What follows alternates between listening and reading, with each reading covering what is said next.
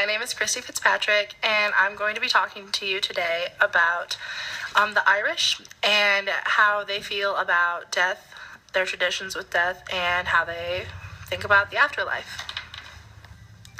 Okay, so the Irish thought that when someone died, their soul just moved to a better place. So why not celebrate? So their celebration was called a wake. And a wake is traditionally held either in the deceased member's home or one of their family members. The body used to be placed in the parlor, but is now commonly placed in the bedroom. Wakes last about 2 to 3 days so that people can travel to the wake and have time to get there and spend time with everyone. For these wakes, the women would have to prepare the bodies. So what they would have to do is they'd have to wash the bodies. If the body was male, the women would shave him, so he's clean shaven for the wake. If the person was religious, they would place a rosary in their hands and a cross by their neck. If it was a child, they would have flowers all around them, and it would cover the body. Adult males would even be given a pipe that they would be buried with, and candles were lit at the head and the foot of where the body was laid out. They would also have to prepare the building that the wake was held in. They would open a window to let the soul be able to fly out, and after 2 hours they would close the window so that no evil spirits could get in. All the pictures would be turned around in the houses, and mirrors would be covered. That way the soul couldn't get trapped in any of the reflective surfaces. Also, any clocks that were in the house would be stopped at the exact time that the person died. There were a few reasons for that. It gave the doctor, back in the olden days, as my grandma would say, it would let the doctor know exactly what time the person died. And it was also a symbol to the family that, okay, you can have as much time as you need to grieve. Take that time because it's fine. Another reason why they stopped the clocks was because it would let the dead person know that they were dead.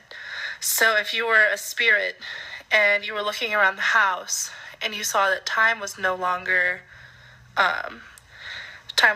passing, then you knew that you had passed. So then that would be your cue to move on. And that was how they knew. So once the wake house and the body are finally all prepared, taken care of, and set up, there's this process of keening. And if you hadn't heard of keening, I believe it, because I hadn't heard of it either until I looked it up. Keening is basically where there's a bunch of women and they gather around a body and they just cry. They cry and they tell poems and they just wail. And they're all just having a scene, just crying while everyone else is coming in and paying their respects. Also, you're not supposed to leave the body alone throughout the entire process. Throughout the wake, someone has to be with the body, and it's typically a woman, usually crying. So there's the ladies who are keening, and they couldn't begin keening until the body was fully prepared. When the body was finally laid out, you could begin keening and crying, and if you started before the body was ready, they believed that it would draw evil spirits into the soul of the dead. Another thing that they would do to show their respects is men. They would smoke clay pipes. They would leave the clay pipes and tobacco in the room of the deceased, and then every male who entered was expected to take a puff. So the smoke was said to hide the body and keep the evil away from the dead.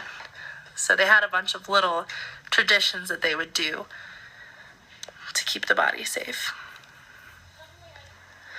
But wakes weren't only about sorrow and crying and rituals. They're also games and food and fun and lots of liquor. Lots and lots and lots of liquor. Usually whiskey. Gotta love the Irish. People would laugh and cry and tell stories about the person who had passed away. Just talking about them and their accomplishments. The church didn't really approve of how wakes were handled. They said that it should be more solemn and sad, but people didn't care. People just wanted to celebrate the life that they had and celebrate them moving on. The soul's moving on to a better place. So it's time to celebrate. So then that takes us to the morning of the funeral. The wake would go on for 2 to 3 days. And then the day of the funeral, the body would be placed in a coffin and brought outside.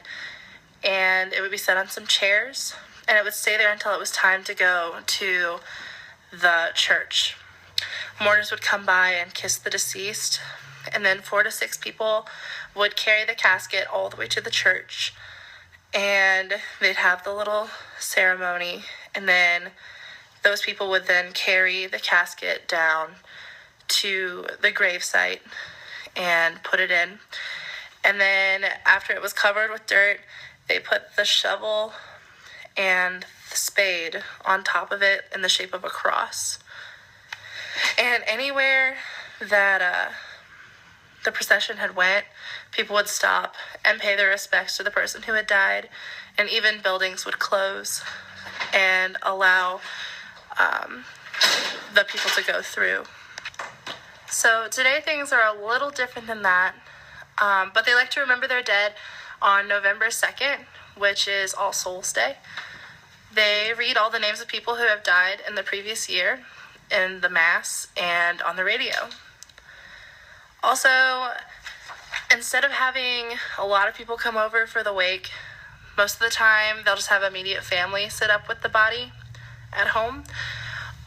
They also use funeral homes a lot more now instead of doing the wake, except for in remote parts of Ireland.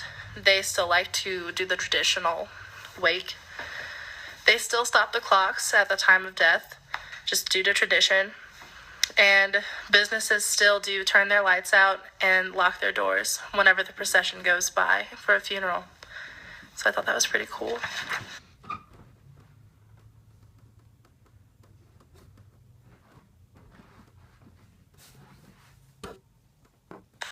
The Irish have a lot of different superstitions. Like, they believe that if you heard 3 knocks at the door and no one was there, that was an omen of death in the family. They also believe that if you heard the cry of a banshee, or that if a bird entered the house, that could mean death. If you fall in a graveyard, then you're going to die within the year, or be buried in the spot where you fell. They also believe that if after a death has occurred, that if a bird or a butterfly visited the home, that it was a way for the deceased to say goodbye. They believe that rain during a funeral was a good thing because it meant heaven cried whenever that person died. And that thunder means that they have arrived in heaven. So, life after death. What do they believe? Well, just like now, a lot of people have very different ideas. Some believe in the Celtic Otherworld, which sounds similar to heaven. It's the land of everlasting youth, beauty, and joy. Some believe that the dead have their own society in the afterlife. The newly dead serve the elders until it's their turn to be served. Some believe in heaven. Some Irish are skeptical about hell and purgatory, and others believe in it. So, in reality, it's just like today. Everyone has their own idea of what's going to happen, and no one fully knows or can discount other people's ideas. So, this has been a discussion about Ireland and their views on death and the afterlife and different traditions that they've held. So hopefully this has been informational to you. Thank you for watching. Na na na na, na na na na, Hey, hey, hey, goodbye. Okay, so that was supposed to be my video on Novio, but it wouldn't let me like upgrade, so it wouldn't let me upload my video. So I'm sorry for like any pop-ups that might have popped up or how awkward this like taping was. But it didn't work out the way I had hoped. So hopefully you can understand that. And yeah, so I really hope that this has been beneficial for you. Thank you for your patience.